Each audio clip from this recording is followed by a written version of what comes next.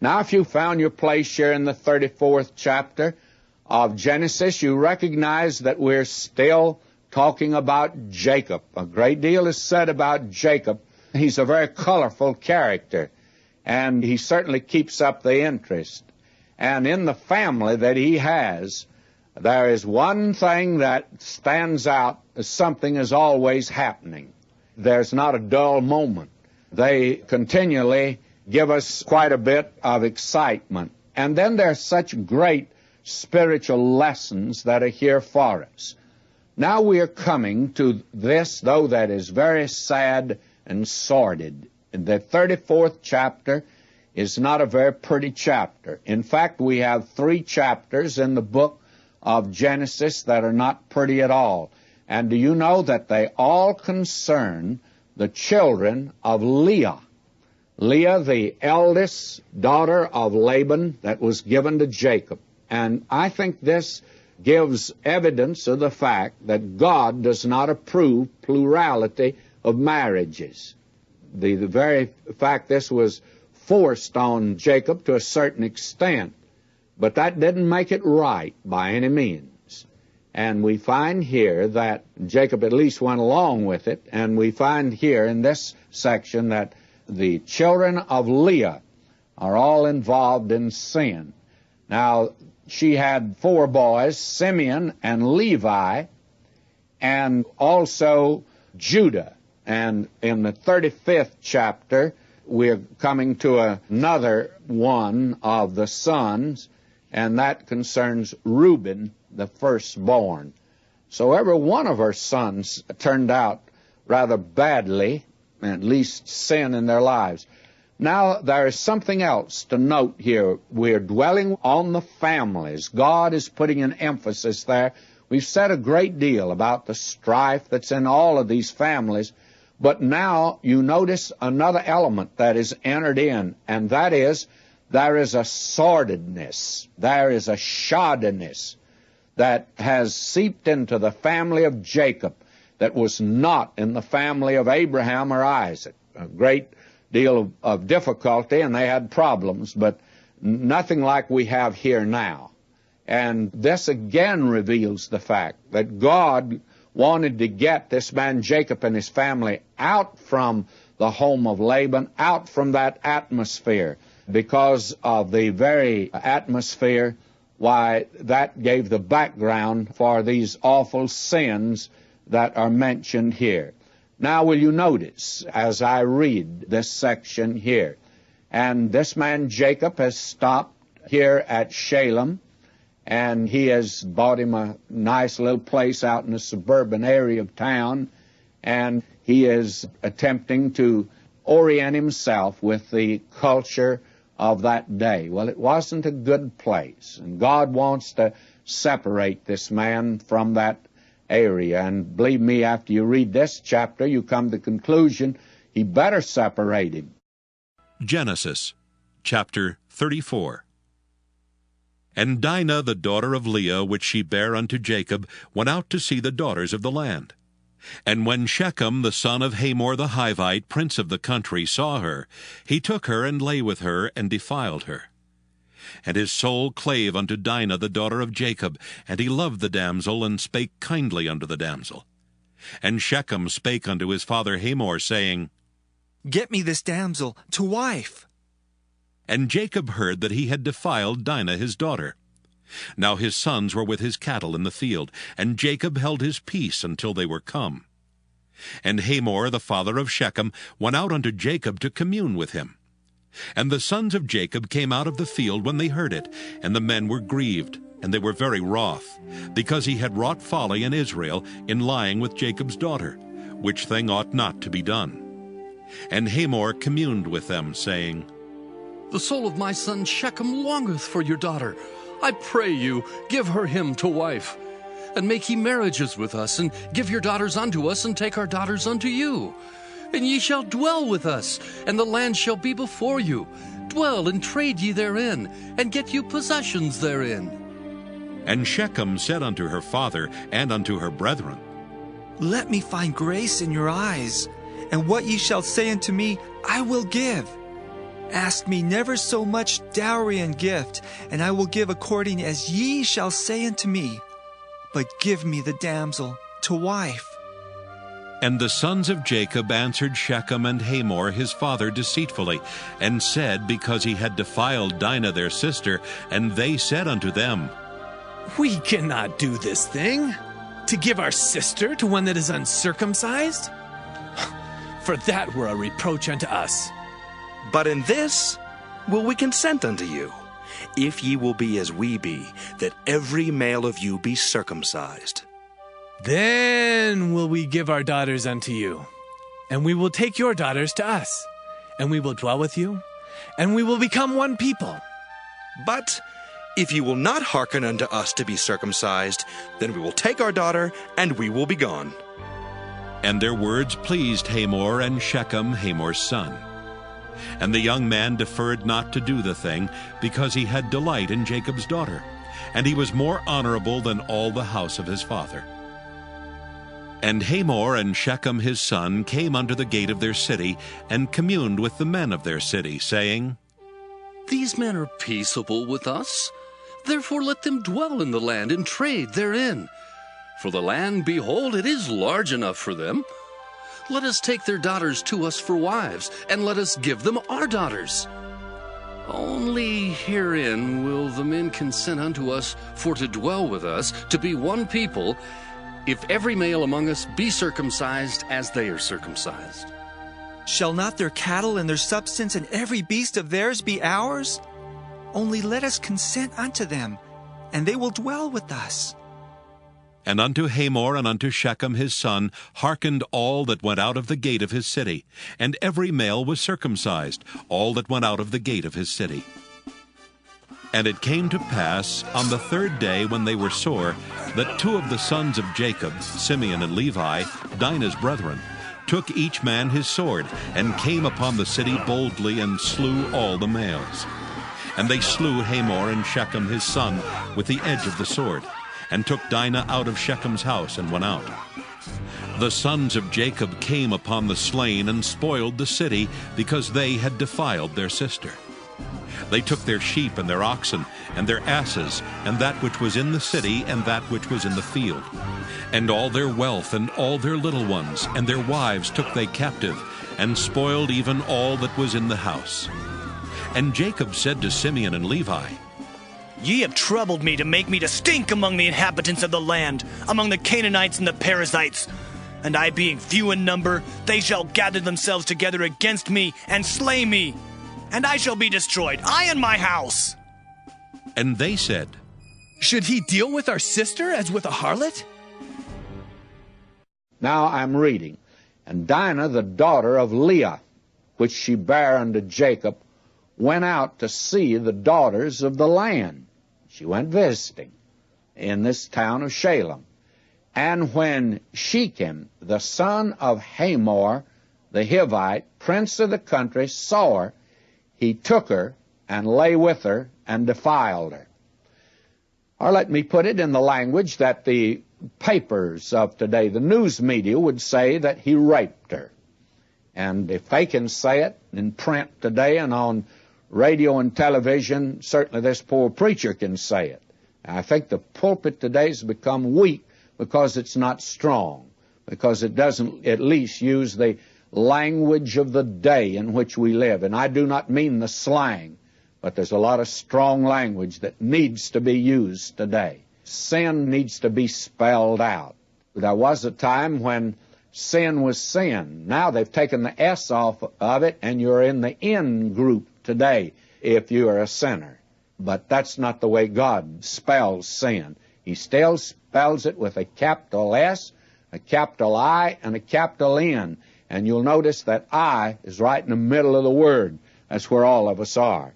Now, this is the sordid story that we have before us. And the very interesting thing is that the boy, Shechem, was apparently in love with the girl and would have married her. Notice verse 3, And his soul clave unto Dinah, the daughter of Jacob, and he loved the damsel, and spake kindly unto the damsel. Now, he really wanted to marry her, and would have married her. And Shechem spake unto his father Hamor, saying, Get me this damsel to wife. And Jacob heard that he had defiled Dinah his daughter. Now his sons were with his cattle in the field, and Jacob held his peace until they were come. And Hamor, the father of Shechem, went out unto Jacob to commune with him. And the sons of Jacob came out of the field when they heard it. And the men were grieved, and they were very wroth, because he had wrought folly in Israel in lying with Jacob's daughter, which thing ought not to be done. And we certainly agree that it should not have been done, but it had been, and now the fellow wants to marry it. Well, I tell you, when Jacob heard it, he called for these 12 boys of his to come in, and they had a war council. And I'm of the opinion that Jacob probably should not have made as much of it. And when Hamor, the father of Shechem, came out to him, it's obvious what he came for. He wanted to get the girl for his son's wife. And Jacob probably should have yielded to that, because that was, shall I say, the best way out at the time. It's certainly the thing they did. It wasn't the best way by any means, and God did not approve of it. And Hamor communed with them, saying, The soul of my son Shechem longeth for your daughter. I pray you, give her him to wife. And make ye marriages with us, and give your daughters unto us, and take our daughters unto you. Now, frankly, that would have been wrong. But this, I think, would have been right, because of what had transpired and taken place. That is, that probably Dinah should have been given to him. Will you notice now what happened? And ye shall dwell with us, and the land shall be before you. Dwell and trade ye therein, and get you possessions therein.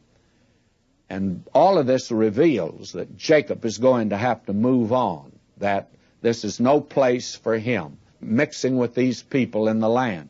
And Shechem said unto her father and unto her brethren, Let me find grace in your eyes, and what ye shall say unto me I'll give. Ask me never so much dowry and gift, and I'll give according as ye shall say unto me. But give me the damsel to wife.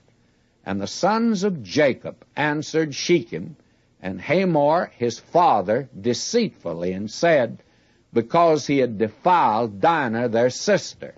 Now, I feel like that Jacob here should have had certainly a little bit more to say to restrain these boys of what they're going to do, because they are deceiving the man. And they said unto them, We cannot do this thing to give our sister to one that is uncircumcised, for that were a reproach unto us. And the thing that disturbs me about the incident is that the sin that's been committed isn't the reproach, but the fact that he was a foreigner made it difficult or impossible to give her as a wife. But in this will we consent unto you, if ye will be as we be, that every male of you be circumcised. Then will we give our daughter unto you, and we will take your daughters to us, and we will dwell with you, and we will become one people. Now, this is the thing that they are to do. Go through the ritual of circumcision. And this ought to be a warning today to a great many. I know a fellow that he married a girl. He told her that he would accept the Lord. In fact, the matter is, why, they came in for counseling and asked me to perform the ceremony. And I, of course, would not, with him not being a Christian. And she claimed she would not marry him unless he became a Christian. Well, when he came in, I talked with him. He said he would accept Christ. And then we had prayer, and then I asked him, I said, Now, what have you really done? And I never heard such humming and hawing, beating around the bush, as this boy did. And I very frankly said right before him, I said, Young lady, I'll not perform the ceremony. I don't think the young man is converted. Well, they felt like I was being very harsh, and they went down the street and got another preacher. He performed the ceremony.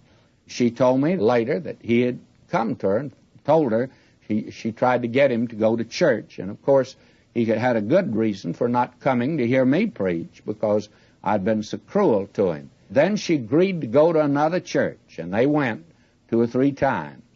And then finally he just said to her point blank out, he said, really, I'm not a Christian. Well, just to go through the ceremony, even of saying you trust Christ, doesn't mean you have.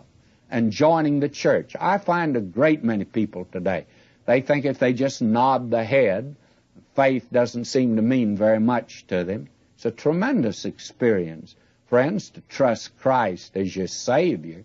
There's nothing quite like it. Nothing to compare to it in this world. When you trust Christ as Savior, He does something for you. Didn't do anything for that boy. You know, Mark Twain had the same experience. He was not a Christian, and he was in love with a very beautiful, wonderful Christian girl. And she would not marry him until he became a Christian. And he professed that he accepted Christ as his Savior, and they started out that way. Well, Mark Twain became very famous, as you know, and he was entertained by all of the famous people of the world. And he moved in that society. And one day when he came back to his home in Missouri, he said to her, when she wanted to go to church, he said, look, and calling her by the pet name that he had for her, he said, look, I can't keep up the front any longer. You go on to church. I know now I'm not a Christian. May I say that that made a very unhappy home, and it absolutely spoiled the life of this lovely Christian girl. Now, here are these men saying, if you'll go through the rite of circumcision, it'll make everything all right. And a great many people think, well, if you join the church and nod your head and be able to use the right vocabulary and quote the right verse, that means you're Christian. My friend, that doesn't mean you're Christian. If you've trusted Christ, something's happened. And things are different now if you've trusted Him.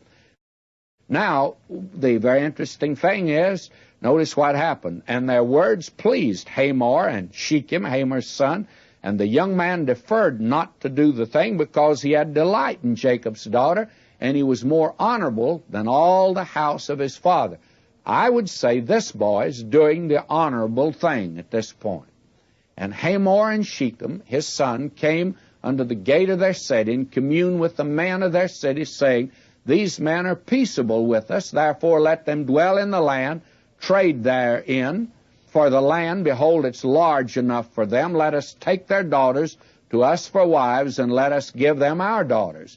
Only herein will the men consent unto us for to dwell with us, to be one people, if every male among us be circumcised as they are circumcised. Shall not their cattle and their substance and every beast of theirs be ours?